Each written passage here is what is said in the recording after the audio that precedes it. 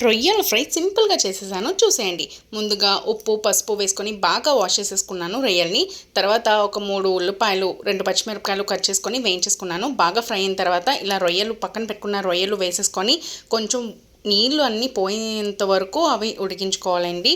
అంటే నీళ్ళు అంతా సెపరేట్ అవుద్ది కదా, వాటర్ అంతా పోయేంత వరకు ఎవాపరేట్ అయ్యేంత వరకు వేయించుకోవాలి.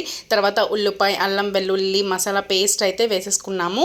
కొంచెం కచ్చాపచ్చాగా ఆడుకోవాలి. సో వేసుకొని తగినంత ఉప్పు తగినంత కారం వేసుకొని పచ్చివాసన పోయేంత వరకు వేయించుకోవాలి. తర్వాత తగినంత గరం మసాలా, ఇది గ్రేవీ మసాలా. నేను మసాలాస్ వీడియో పెడతానన్నాను కదా, డెఫినెట్గా పెడతాను వీడియో చేసి. అండ్ ఇప్పుడు ఇలాగ పచ్చివాసన పోయేంత వరకు వేయించుకున్న తర్వాత అర గ్లాస్ నీళ్ళు వేసుకొని ఒక అరగంట పాటు ఉడికించుకోవాలి.